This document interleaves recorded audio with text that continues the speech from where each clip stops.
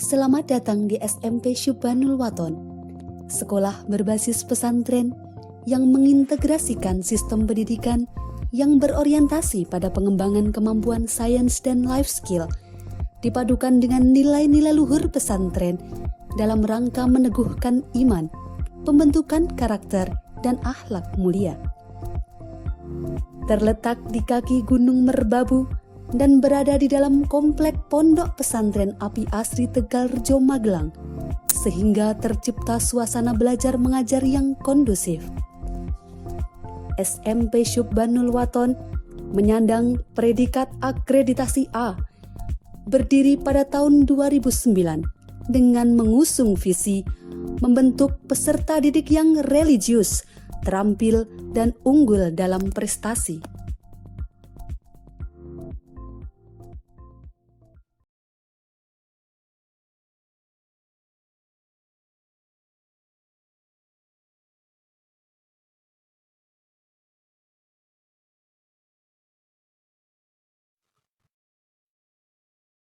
Assalamualaikum warahmatullahi wabarakatuh. Hai anak-anak semuanya, anak angkatan Kanzi dimanapun kalian berada. Semoga kalian selalu dalam keadaan sehat walafiat.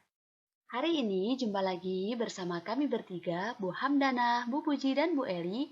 Kami akan menyampaikan kisi-kisi PAT Bahasa Indonesia kelas 7.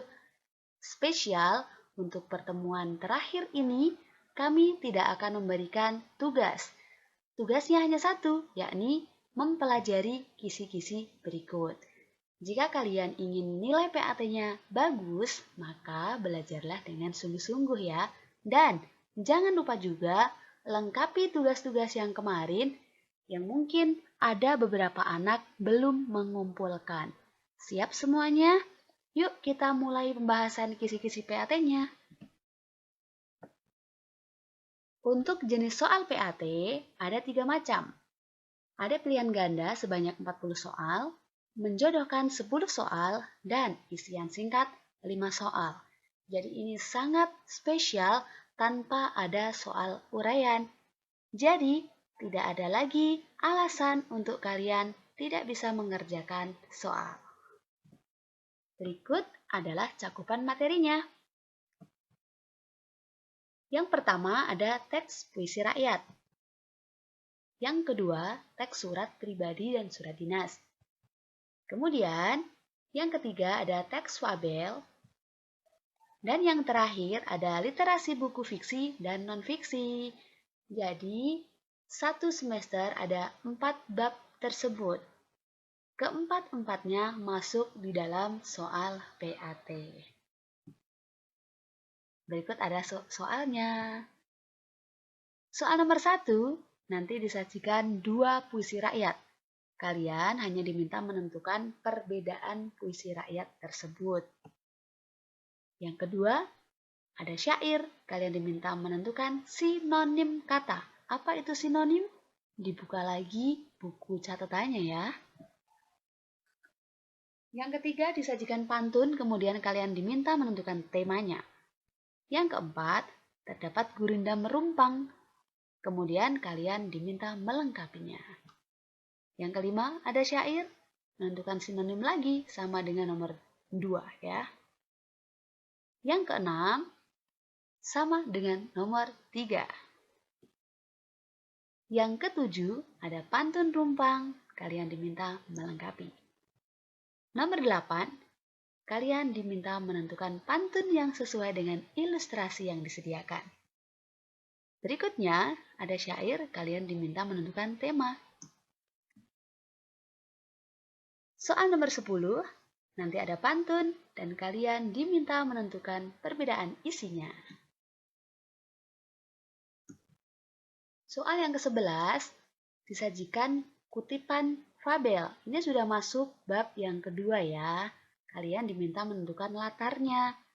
Kemudian, nanti kalian nomor 12 diminta menentukan nilai moral atau amanat. Yang berikutnya, kalian menentukan latar lagi.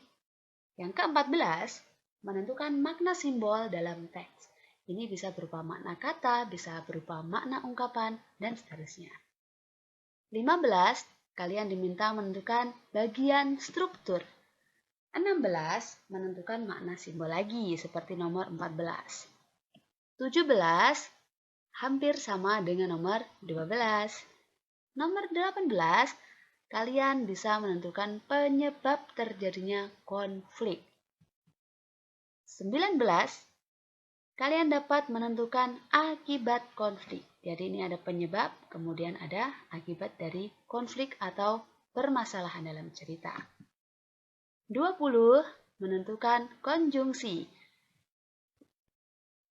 21 masih dalam bab fabel, kalian nanti bisa menentukan penggunaan tanda baca yang tepat. 22 sudah masuk ke dalam bab 3 yakni surat pribadi dan surat dinas.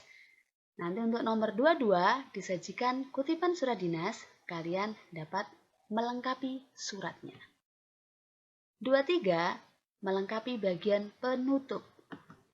24 nanti ada penulisan alamat surat dinas yang mungkin ada beberapa kesalahan, lalu kalian harus dapat memperbaikinya. 25, nanti kalian harus bisa melengkapi kalimat pembuka. 26, menentukan bagian penutup. 27, menentukan isi dari kutipan surat.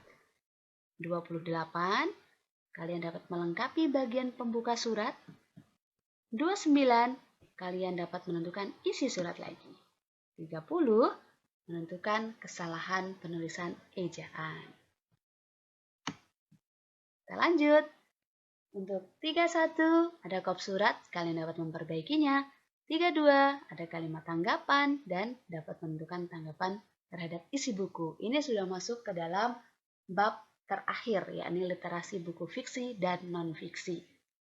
Untuk bab terakhir ini ada 9 soal ya, tolong dipelajari betul. Ada menentukan kalimat utama, isi pokok, ide pokok, simpulan, kalimat resensi, paragraf resensi, ringkasan, dan juga dapat melengkapi kalimat rumpang. Untuk 40 soal pilihan ganda ini, kami rasa tidak ada yang sulit, asal kalian betul-betul belajar dengan maksimal. Bukan begitu? Baiklah. Terima kasih, mungkin ini saja karena kami sengaja tidak memberikan kisi-kisi soal untuk soal menjodohkan dan isian singkat.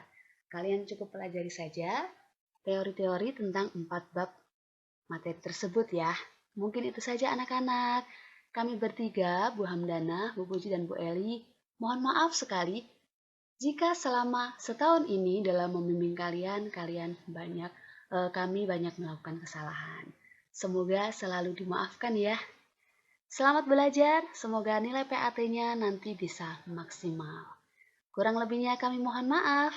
Bu Hamdana, Bu Puji, dan Bu Eli mengucapkan terima kasih atas perhatian kalian. Dan kami akhiri, wassalamualaikum warahmatullahi wabarakatuh.